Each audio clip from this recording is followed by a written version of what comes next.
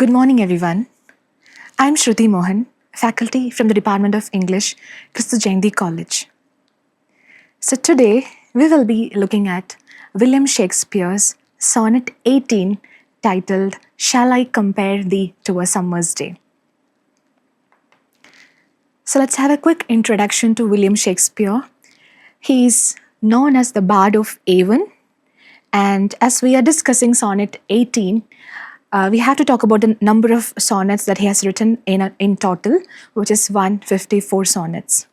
And pertaining to his or another curious coincidence when it comes to his the date of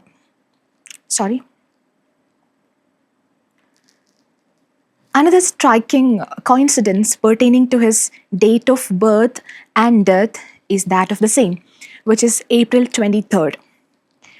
And one of the curious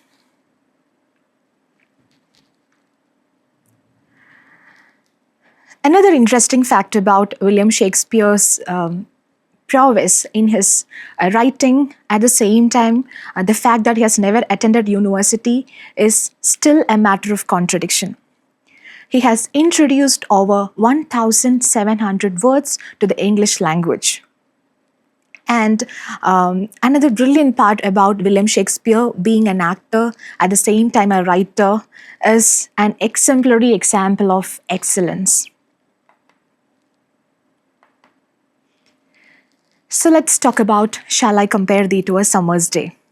So it's a sonnet. Like we all know, a sonnet is a poem of 14 lines with a specific rhyme scheme and meter. So in English language, we generally have three types of sonnets: Shakespearean sonnet, Petrarchan sonnet, and Spenserian sonnet. So if you look at the text, the lines of Shakespearean sonnet, which is Sonnet 18, it has three quatrains and ends with a rhymed couplet. So if we quickly go through the text of Sonnet 18 structurally, and if you trace the literal meaning of the same, shall I compare thee to a summer's day? Thou art more lovely and more temperate. Rough winds do shake the darling buds of May, and summer's lease hath all too short a date.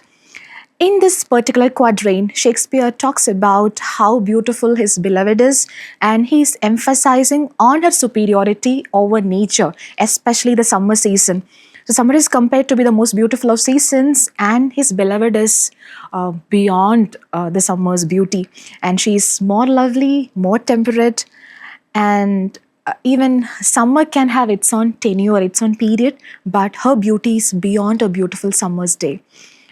When you look at the second quatrain, it again talks about the attributes of nature, including sun, which is called the eye of heaven. And let's say sun is considered to be the most powerful, brightest, with his golden rays and all that. But his beloved is more beautiful than that, more brighter than that. Even sun can have sunny days, it can have cloudy days, but his beloved is way better or way brighter than sun. And every fair from fair sometime declines by chance or nature's changing course untrimmed. Every attribute of nature can be transient or is transient, while his beloved's beauty is eternal, it's forever, it's enduring. When we move on to the final quatrain, which is a third quatrain, you could see a volta in this poem, which is a poetic turn wherein the poet shifts the whole idea. So he was introducing nature and different attributes of nature, and you're more beautiful than all this. But now here he talks about your eternal summer shall not fade. It can never change. And whatever you own, whatever you possess is forever. And even death cannot erase you from the face of earth. Of course, you are immortal, you will have death, but you will definitely be eternal through my lines of poetry. And you can have a beautiful couplet which ends like this: so long as men can breathe and eyes can see, so long lives this, and this gives life to thee. See how beautiful these lines are. He talks about the eternity or the concept of immortality, as long as human beings live on earth, as long as they can see and they can read, you will be read forever and you will be remembered. So this particular sonnet was written in 1609. This is 2025 and we are still reading it. We are still appreciating it. This is a very prowess of language. This is a very power of poetry.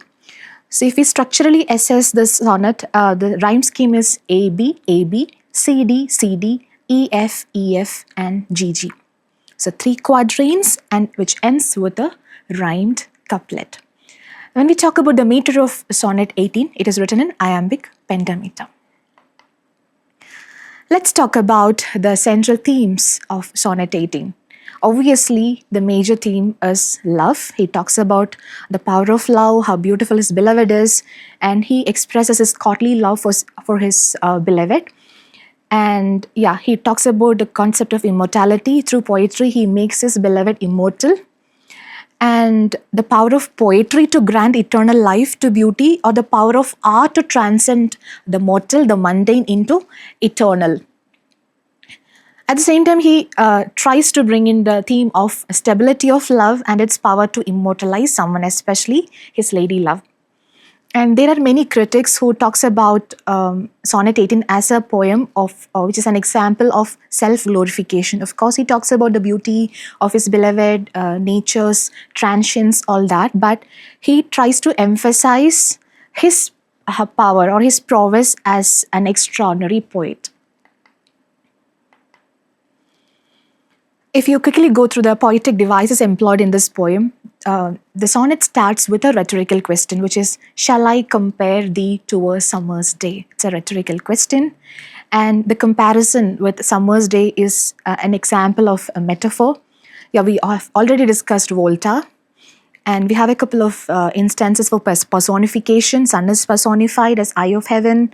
Death is personified at the same time summer. Finally, we have a hyperbole, which is an exaggeration. So poet wants to express his love for his beloved by exaggerating her beauty. She is more beautiful than or more lovelier than a summer's day and more temperate, more gentle than a summer's day. So this is all about Sonnet 18 in a nutshell, the structural analysis, the thematic analysis of Sonnet 18. I hope the poem is clear to you. Thank you so much.